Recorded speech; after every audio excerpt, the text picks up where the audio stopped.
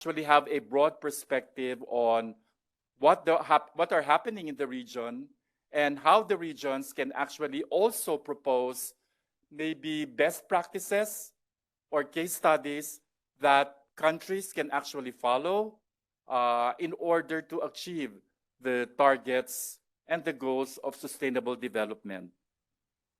So that is just a brief overview of what we're doing for the independent group of scientists. We're actually 15 people from different parts of the world, from diverse disciplines and specialties, and with the cooperation of different UN agencies, and as I said, multi-stakeholders, we hope to be able to propose some possible solutions and possible strategies that countries can adapt and adopt in order to achieve the UN Sustainable Development Goals. So I think I have a colleague of mine, Dr. Ibrahim Mahati, who is actually online, who can also contribute to these discussions as far as the independent group of scientists' perspectives are concerned. Thank you.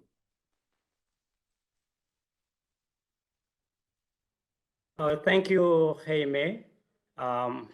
Good morning, good afternoon to all the participants, ladies and gentlemen.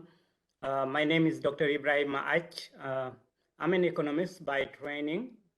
I'm from Senegal. My research focus is on food systems, value chain development, and the impact of climate change.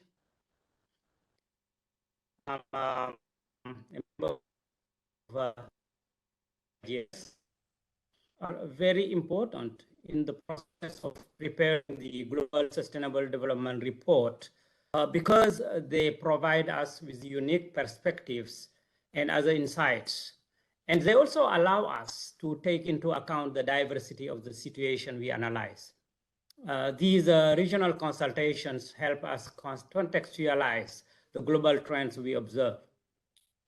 From the regional consultations have emerged so far concerns about the recurrence of conflicts around the world and the consequences, as well as the rise of inequalities. Some of the participants have also already talked about these inequalities. Today, the world is concerned with the consequences of the conflict between Russia and Ukraine. But beyond this conflict, what we note an upsurge in conflicts around the world with the destruction of human lives, displacements of families, destruction of properties, and so on.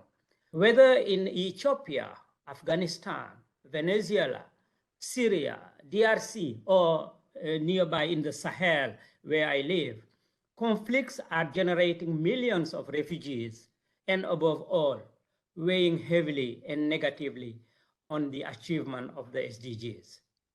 Inequalities are also increasing, both within and between countries, exacerbated by the COVID-19 and the multiform crisis that we are undergoing right now. Energy crisis, inflation, and conflicts are widening the gaps between an increasingly wealthy minority and a huge mass of population whose situation is inexorably deteriorating. These different problems clearly emerge from the regional consultation already carried out, like the one in Africa. The lack of universal health care, inadequate social safety nets, and food and nutrition security issues are also evident in regional discussions and contributions, particularly in my region in Africa. We are attentive to your reflections, which will contribute, I'm convinced, to enrich the 2023 GSDR by taking into account the context of your region. Thank you very much, and I'm really happy to be with you online. Thank you. Over.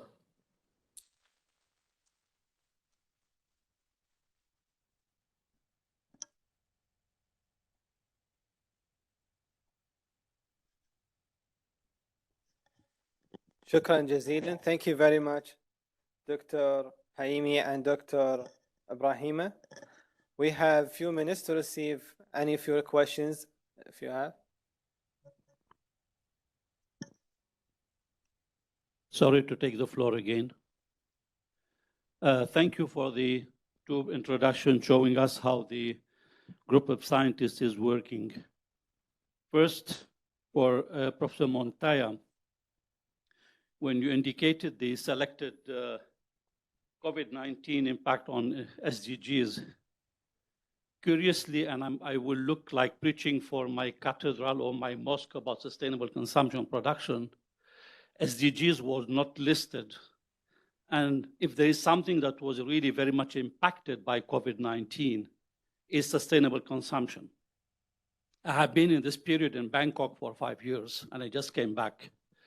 And we have seen how much, and we see it now in Europe and everywhere in the world, the online shopping, the fast food, and the plastic and packaging has increased, and it will not stop soon. So how much are you considering this? Because this is really, we're going backward 10 years, and it would be very difficult for us to catch up this.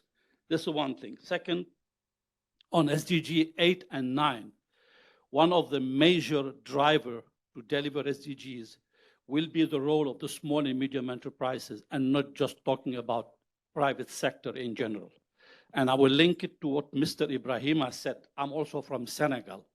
And we see how important it is to work with local communities and local small and medium enterprises, because they are the only ones who can build local resilience, without which there will be no sustainability. Government have not understood that. It's not the big companies, it's small companies who depend on local ecosystems to build sustainability. And this is extremely important in the Sahel region and everywhere else. I don't know how much are you considering this in this new report. I did contribute to the one long before that, but this element is missing and we need to give it more attention. Thank you. Yeah, thank you very much for your comment. It's really a tremendous work that we're actually faced with, because you have to address all of these different issues from different fronts.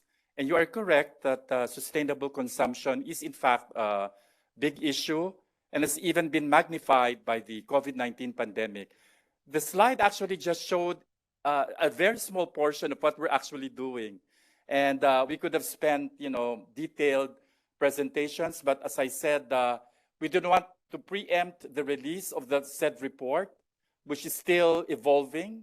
And we are confident that we'll be able to capture the major themes like what you mentioned, because we are continually consulting with the different groups and sectors, in particular as well with the help of the different UN agencies. I am not, and for example, sustainable consumption, I think is very important as a part of one of the entry points that we're looking at, which is healthy nutrition. And I think that is just a possible entry point. We're in sustainable consumption, but it also impacts on the other SDGs like the environment, of course, and we're looking at all those. And for SDG 8 and 9, we are also looking at those SDGs. As I said, we just presented a very small view of the actual picture that we're looking at, and your comments and suggestions are indeed much valued, and we hope to learn more from you, maybe as we go through the discussions this afternoon, even up to tomorrow. But we are very open to the comments that you have actually raised. I don't know if Ibrahima maybe can add. Yes, just a few words. I think he's right regarding the importance of small and medium enterprises. And I would even go further, not only small and medium enterprises, but all smallholders, like smallholder producers. And COVID-19 has also taught us that relying only on the international market may be a mistake because of the logistical issues that might arise. So building local markets, relying on supplying food and other goods to consumers, but using a short circuit market is also something that not only is useful, but less risky and also environmentally more sustainable. So he's definitely right. And I think in the report, these type of issues are also tackled. Over. Can I have a question? Okay. Thank you. I'm also sorry to take the floor again, like my colleague. I know you are having, a major task in doing a global, report where you have to highlight the challenges of many regions in the world. And I would like also to know how much is the challenges of West Asia, the specific challenges of West Asia has been highlighted in this report. We are having, first of all, a lot of heterogeneity, but we have, a lot of conflict that's really impeding and hindering our sustainability. We have also people are under occupation, like Palestine. So what sustainable development you are talking about if you don't highlight that type of thing? And we have also some, although we have some synergies between the SDGs, we have also some trade-offs and conflicts.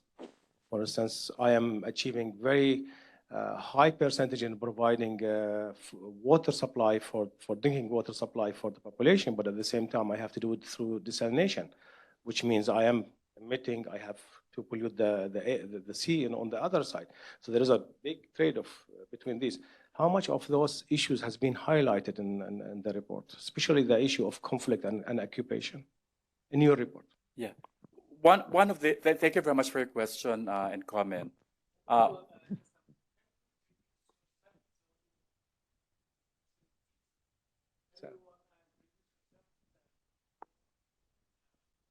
You want to introduce myself?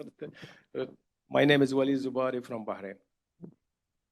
Yeah, one of the principles that we actually adopted from the very start is to make sure that there is actually enough geographic equity and distribution among regions, not only looking at what strategies should be done or may be done to achieve the Sustainable Development Goals, but also look at the problems that beset the regions.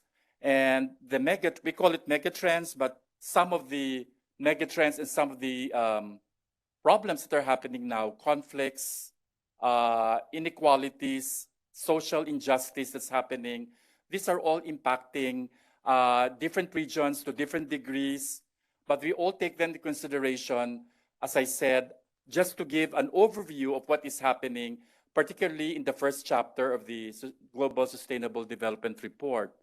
We also hope to, and again, based on the outputs of these regional consultations, such as what we're doing now, is to hopefully get some interesting, successful case studies and transformation experiences that have made it possible for countries, even in this region, to actually meet the Sustainable Development Goals, and in that effect, maybe serve as an example to other countries to follow, consider that they have to still contextualize it in their existing environment. But altogether, these are the things that we hope to do, and we make sure that as I said, there's geographic equity, regional equity as well, so that we've equally considered all of these events and disruptions, if you may call them, so that we can have a more holistic